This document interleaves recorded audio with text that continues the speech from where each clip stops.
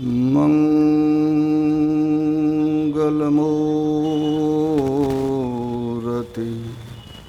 सतगुरु मिलवै सर्वाधार।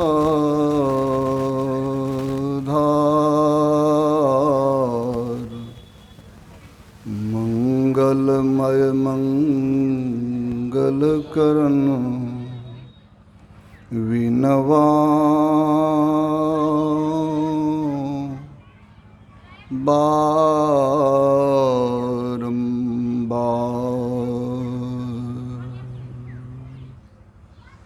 परमात्म तत्व में प्रतिष्ठित आराध्य देवी के त्रैलोक पावन पाद पद्मों में सत सत नमन।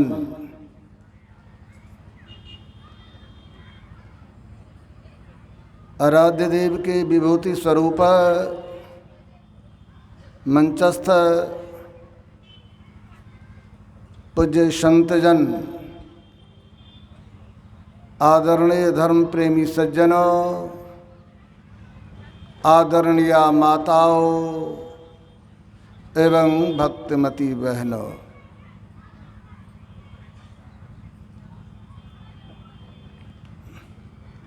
इस संसार को कर्म क्षेत्र कहा गया है और यहाँ पर जो भी कर्म हम करते हैं उसका फल निश्चित रूप से भोगना ही पड़ता है। गोस्वामी तुलसीदास जी महाराज ने बड़ा अच्छा कहा, तुलसी यह तन खेत है, मन वच कर्म किसान, पाप पुण्य दो बीज है, बोए सो लोए निदान।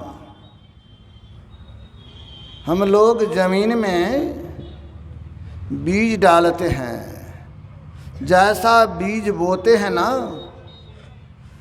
उसी के अनुरूप फल की प्राप्ति होती है।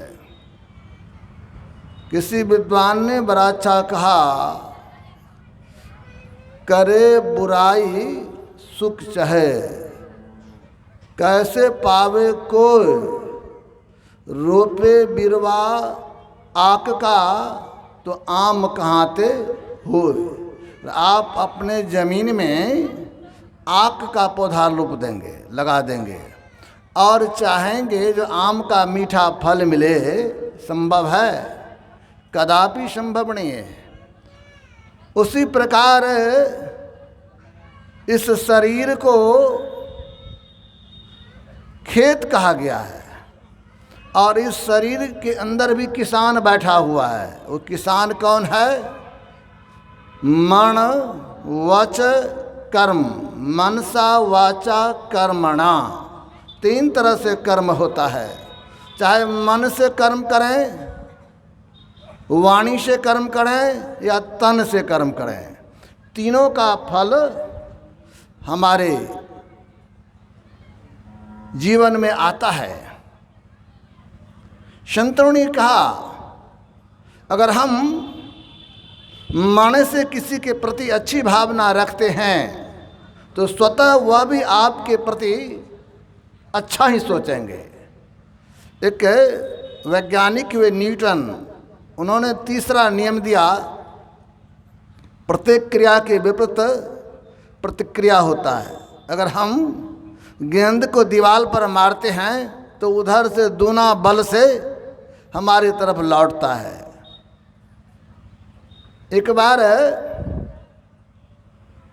बादशाह अकबर बीरबल के साथ जंगल घूमने के लिए निकला तो रास्ते में देखता है क्या, एक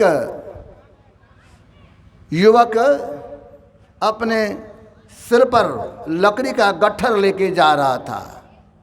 तो बीरबल ने अकबर से पूछा, महाराज उस युवक के प्रति आपके मन में कैसी भावना है? तो अकबर ने कहा वो बिरबल देखो, वह जो युवक है ना, वह दंड पाने के योग्य है। जंगल से लकड़ी काटता है और बेचता है, इससे जंगल समाप्त हो जाएगा। ऐसे लोगों को दंड देना चाहिए। संजोग से अकबर और बिरबल टहलते टहलते उनके पास चला गया। वेश बदल के था अकबर बिरबल, युवक नहीं पहचाना। बिरबल ने उस युवक से कहा, एक बात जानते हो का क्या, हमारे देश के जो बादशाह अकबर थे उनका शरीर छूट गया। तो युवक ने कहा, बहुत अच्छा हुआ, बहुत विलासी राजा है, वो अपने महल में रहता है, बढ़िया भोजन करता, बढ़िया वस्त्र पहनता, और हम लोग गरीब हैं, अन्न भोजन का अभाव है, तो अपने परिवार का पालन के लिए जंगल से लकड़ी काट के बेचता हूँ, क्या करेंगे तो। लेकिन हम लोगों के ऊपर कानून लगाता है, हम लोगों को सजा देता है। ऐसे जुल्मी बादशाह मर जाए तो अच्छा ही बात है। अब अकबर भी सुन रहा था। कुछ आगे बढ़ते हैं तो देखा एक बूढ़ी माई गट्ठर लेके सिर पर जा रही है। कहा, महाराज उस बूढ़ी माँ के प्रति आपकी कैसी भावना? कहा, हाँ बहुत बूढ़ी है। देखो ऐसे बूढ़ी माँ के लिए तो सरकारी कोष से व्यवस्था होनी चाहिए। गरीब है, कहाँ से खाएगी, कमा नहीं पाती है, इसीलिए सरकारी कोष से इनके लिए व्यवस्था की जाए। संजोग से जब आमने सामने हुआ तो बिरबल ने कहा बूढ़ी माँ से, माता जी एक बात जानती हो क्या, हमारे बादशाह अकबर नहीं रहे। तो वह बूढ़ी माई छाती पीटते हुए रोती, आह बहुत अन्याय हो गया, खुदा को तो चाहिए जो मेरा भी उम्र उसको दे देता, मैं बच के क्या करूँगी। हमारे राष्ट्र के लिए, हमारे देश के लिए ऐसे अच्छे बादशाह की ज़रूरत है, उनका मौत नहीं होना चाहिए, नहीं मरना चाहिए, बहुत अच्छे थे, कह के रोने लगे। अब दोनों आगे बढ़ गए। फिर तब अकबर ने बिरबल से कहा, क्या हुआ? कहा, महाराज आप ही से मैं पूछ रहा हूँ, आपने उस युवक के प्रति जैसा सोचा, उसको दंड मिलना चाहे तो वह भी आपके प्रति सोचा, आपने इनके प्रति बढ़िया भावना रखा तो ये भी आपके प्रति बढ़िया भावना रखा। इसलिए कर्म जो बनता है तो मन से भी, तो मन भी पवित्र हो, मन भी शुद्ध हो, मन से भी सबकी भलाई सोचें, मन से भी किसी का बुराई ना सोचें, तो अच्छी बात है। मन भी पवित्र होना चाहिए, लेकिन वो मन पवित्र कहाँ होगा? मन कहाँ पवित्र होगा? तो मन पवित्र होगा सत्संग में, मन पवित्र होगा संतों के ज्ञान को सुनने से। सुन समझय जन मुदित मन, मज्जहि अति अनुराग, लह चार फल अछत तनो, साधु समाज प्रियाग। ये मन पवित्र होता है सत्संग में जाने से, मन शुद्ध होता सत्संग में जाने से। इसलिए मन से भी किसी की बुराई न करें, वाणी से भी कठोर शब्द बोलते हैं तो लोगों को कष्ट हो जाता है। इसलिए कठोर वाणी का प्रयोग न करें। घर में, परिवार में कलह होता है आजकल, कारण क्या है? विशेष कलह का कारण बोलना है।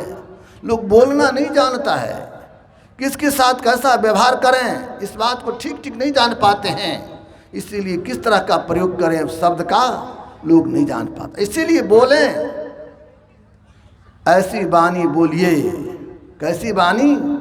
तो अपना भी शीतल हो और दूसरे को शीतल करे। इसीलिए संतों ने कहा मधुर वचन है औषधि, कटुक वचन है तीर, श्रवण द्वार से संचरे घाले सकल शरीर। मधुर वाणी औषधि के सदृश है, हृदय जल रहा है द्वेष से, लेकिन मधुर वाणी का प्रयोग करेंगे तो हृदय शांत हो जाता है, ठंडा हो जाता है। इसीलिए मधुर वाणी का प्रयोग करें। वाणी से भी कर्म होता है और तन से तो कर्म होता ही है। इसीलिए कर्म 3 तरह से होता है। और लोग हम लोगों से पूछते हैं, बाबा आप लोग कहते हैं जो शुभ कर्म करता है उसको सुख मिलता है, जो अशुभ कर्म करता है उसको दुख मिलता है। ये बहुत पहले की बात है, लेकिन वर्तमान समय में तो यह देखा जाता है जो पुण्य करता है उनको दुख हो रहा है, जो पाप करता है उनकी बढ़ती हो रही है। तो संतों ने कहा देखिए कर्म जो होता है, एक होता है क्रियमान कर्म, जो अभी वर्तमान में हम लोग कर रहे हैं क्रियमान कर्म होता है, संचित कर्म होता है और प्रारब्ध कर्म होता है। प्रारब्ध कर्म सबों को भोगना होता है। हम लोग जो कोई कर्म करते हैं उसका कुछ उपभोग करते हैं, कुछ जमा भी करते हैं भविष्य के लिए, उसको संचित कहते हैं, और संचित में से जो भोगना शुरू कर देते हैं तो वो कहलाता प्रारब्ध। पहले बना प्रारब्ध, तब बना शरीर। हमारे यहाँ ज्योतिष शास्त्र की बड़ी बोल वाला है। एक ही मुहूर्त में, एक ही नक्षत्र में बच्चे का जन्म होता है। कोई दीवार के उस पार है, कोई दीवार के इस पार है। जन्म लिया एक ही नक्षत्र में, एक ही मुहूर्त में, सब कुछ ठीक है एक ही समय। लेकिन कोई गरीब के घर में जन्म ले लिया, उसके तन पर तेल नहीं मिलता है। कोई उसी मुहूर्त में जन्म लिया बच्चा, एसी कमरा में पल रहा है, एक नहीं 5-5 दाई लगी हुई है। अब जरा विचार करें, जो गरीब के घर में बच्चा जन्म लिया वो कहाँ से, उनको क्या गड़बड़ी हो गई, और जो अमीर के घर में आ गया तो उन्होंने क्या किया। तो संतों ने कहा यही है प्रारब्ध। वो पहले का क्या हुआ, शुभ कर्म है, पुण्य कर्म है, उसके प्रभाव से उनका जन्म अच्छे घर में हुआ है। और जो पहले का जो कर्म ठीक नहीं है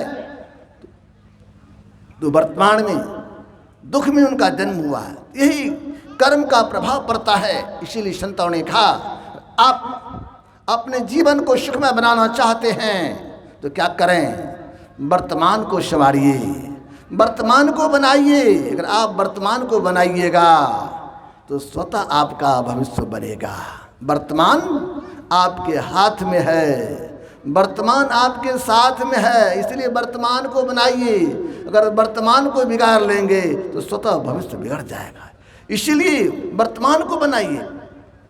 संतों ने कहा कर्म जैसा करेंगे वैसा फल भोगना पड़ेगा। बड़े बड़े महापुरुष को भी सुन रहे थे, हमारे पूज्यपाद स्वामी प्रमोद जी महाराज सुना रहे थे। माँ कौशल्या को दुख हुआ तो माँ कैकेयी को भी दूसरे जन्म में जब देवकी बनी तो दुख भोगना पड़ा। जरा विचार करें, लोग कहते हैं कैकेयी बदनाम हो गई। आज देखेंगे घर समाज में सीता नाम के लोग मिलेंगे और सब नाम के लोग मिलेंगे, कौशल्या मिलती है, लेकिन कैकेयी नाम का बहुत कम लोग मिलते हैं। अब जरा विचार करें, कैकेयी ने क्या गलती किया। तो कहते हैं जब कैकेयी छोटी थी तो उनके यहाँ वर्षावास के समय कुछ महात्मा आए, साधु महात्मा आए। तो उनके पिताजी ने कहा कैकेयी से, जो बेटी साधु महात्मा आए हैं तो थोड़ा सेवा कर देना, पानी भोजन पहुंचा देना। तो सेवा करते थे, छोटी थी, बाल सुलभ संस्कार तो होता ही है। अब संयोग से एक दिन महात्मा जी भोजन करके विश्राम कर रहे थे दिन में, और ये कैकेयी जो बच्ची थी खेलते खेलते गई और भोजन जो महात्मा लोग बनाए थे, तो मिट्टी का बर्तन में पहले भोजन बनता था, तो भोजन बना के बर्तन को उलट के रख दिया गया था। कैकेयी खेलती हुई गई और उस बर्तन के पेंदे पर हाथ रख देती है, तो हाथ में लग गया कालिख। और महात्मा जी लेटे हुए थे, सोए हुए थे, बाल पका हुआ था, सफ़ेद था, चांदी की जैसे चमक रहा था। तो इनके मन में क्या हुआ, बच्ची तो छोटी थी, हाथ लेके गए उनके मुंह पर ऐसे लगा दिया और खेलते हुए चली गई। अब जैसे महात्मा जी जगते हैं तो गए कुल्ला करने के लिए, तो हाँ देखा कालिख निकल रहा है। तो उनके शिष्यों ने कहा महाराज आपके मुंह में तो कालिख लग गया है, ये कालिख कैसे हो गया। अब महात्मा जी क्रोध में आ गए, क्रोध में आगे कहे कौन हमारे मुंह में कालिख लगाया है। जो हमारे मुंह में कालिख लगाया है ना, उसके मुंह में ऐसा कालिख लगेगा जो धोते धोते मर जाएंगे, वो छूटेगा नहीं कभी। श्राप तो दे दिया। तब तक मैं कैकेयी अपने घर जो गई थी तो हाथ में कालिख लगा हुआ था। क्या हुआ क्या हुआ, तो बाबा के मुंह में कालिख लगा दिए। उसके पिताजी माँ आ गए, महात्मा जी को हाथ जोड़ के प्रणाम किया, कहा महाराज माफ़ कीजिए, बच्ची है, छोटी है, नहीं जानती थी, माफ़ करके। अब हम क्या करेंगे, मैंने तो श्राप दे दिया, मेरा वचन निकल गया, वृथा न होई देव ऋषि वाणी। मैंने तो कह दिया जो मेरे मुंह में कालिख लगाया है ना, उसके मुंह में ऐसा कालिख लगेगा जो कभी नहीं छूटेगा। अब उनके माता पिता बहुत प्रार्थना किया महात्मा से, और केकई भी हाथ जोड़ने लगी। तब संत तो दयालु होते हैं ना, बड़े कृपालु होते हैं संत। द्रवित हो गए, कहा ठीक है मैंने तो वचन दे दिया, तुम्हारा मुंह में कालिक लगेगा, लेकिन जाओ, इसी हाथ से तुम बहुत सेवा किया है और ये हाथ तुम्हारा काम आएगा। जब विशेष परिस्थिति होगा तो वज्र के जैसे मजबूत होगा, ये हाथ काम करेगा तुमको, जाओ। अब तो कह दिया। वही केकई की शादी राजा दशरथ के यहाँ। और जब राजा दशरथ देवता के साथ सहयोग देने के लिए गए थे, युद्ध करने के लिए, अब इनके रथ का कहते कील टूट गया था, तो केकई का उंगली इसमें काम किया था।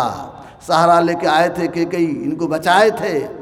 और जब होश में आए दशरथ तो कहा जो तुमने मेरा रक्षा किया है इसलिए मांगो, तुम क्या मांगना चाहती है मांगो।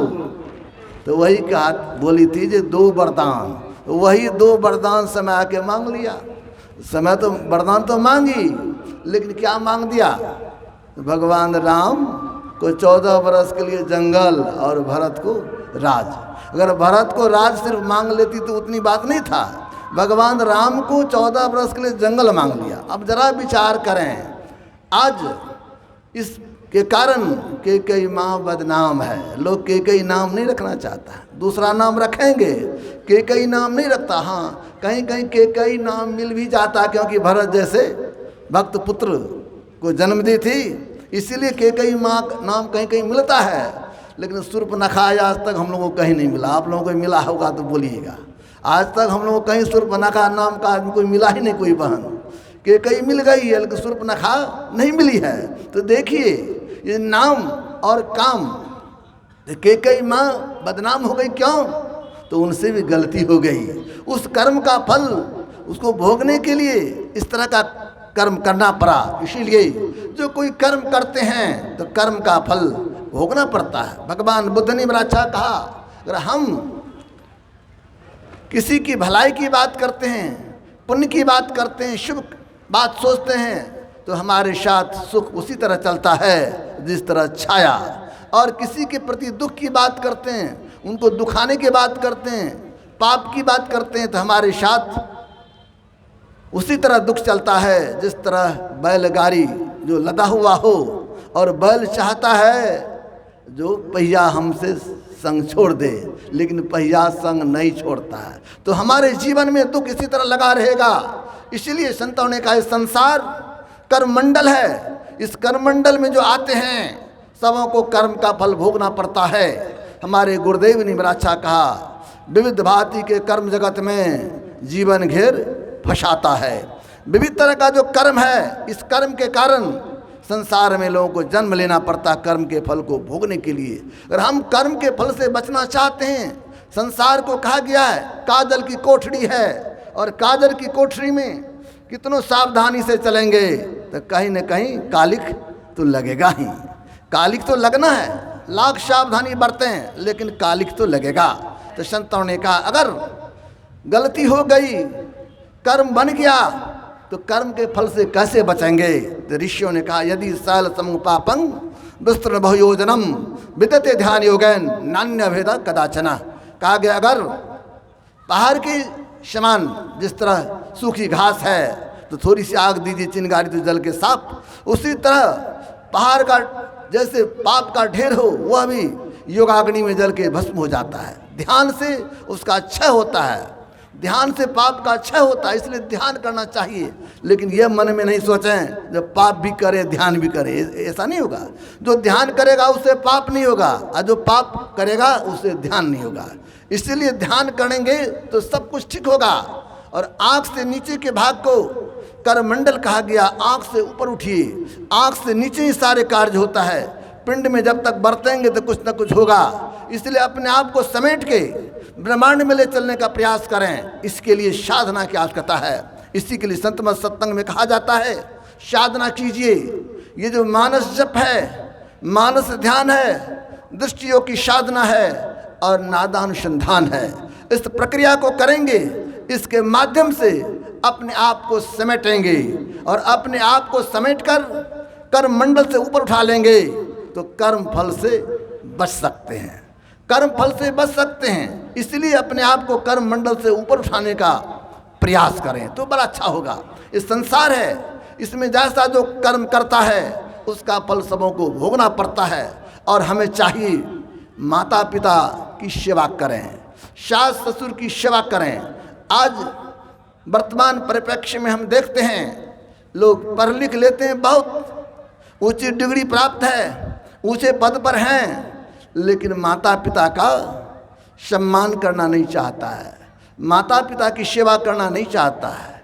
अखबार में निकला था कार्टून में कम ही शब्द लोग लिखते हैं लेकिन बात बहुत बड़ी रहती है। उसमें लिखा हुआ था, कार्टून में एक गड्ढा का फोटो बना हुआ है, बगल में एक बूढ़ा बाबा बैठे हैं, उसमें लिखा हुआ था गड्ढा और बुढ़ा से सावधान, गड्ढा और बुढ़ा से सावधान। तो कार्टून को पढ़े तो हम लोग समझ नहीं पाते कहना क्या है इसका।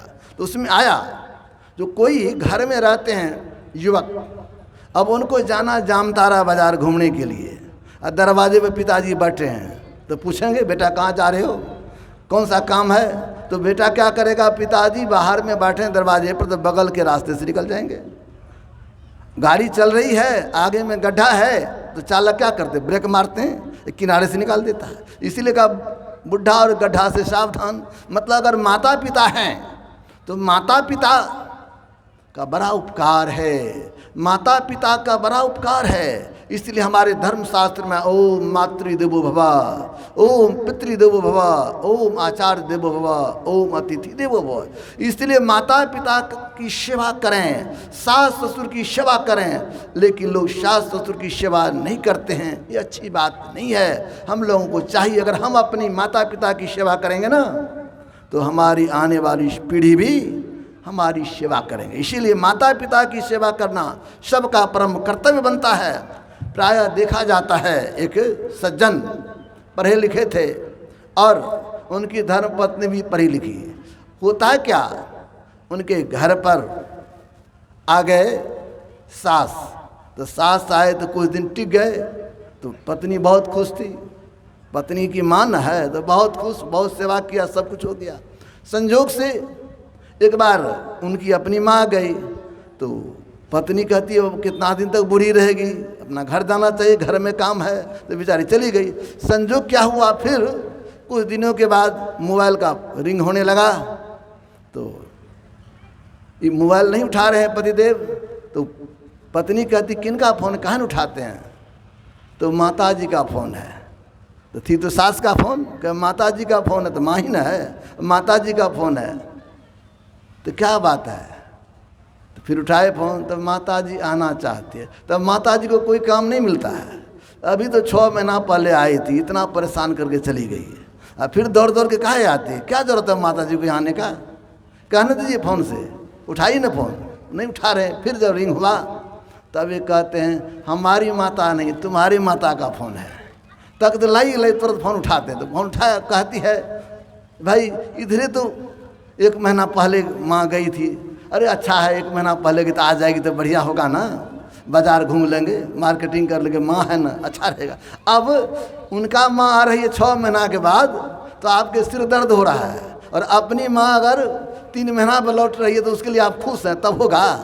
ऐसा नहीं करें, जैसी सास है उसी तरह का माँ है, और सास को भी चाहिए बहू को बेटी के सदृश व्यवहार करना चाहिए, और बहू को भी चाहिए कि सास हमारी माँ है। इस भाव से जब रहेंगे ना तब कहीं कोई परेशानी नहीं होगी। इसीलिए हम लोगों को चाहिए जो सास की सेवा करें, माता पिता की सेवा करें तो बड़ा अच्छा होगा।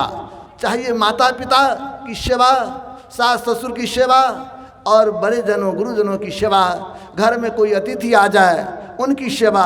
इस तरह जब करेंगे तब हमारा जीवन सुखमय होगा, हमारा जीवन आनंदमय होगा। करना यही चाहिए। यही संत मत सत्संग के माध्यम से संदेश दिया जाता है जो घर में कैसे रहें, परिवार में कैसे रहें, हमारा लोक और परलोक कैसे बने।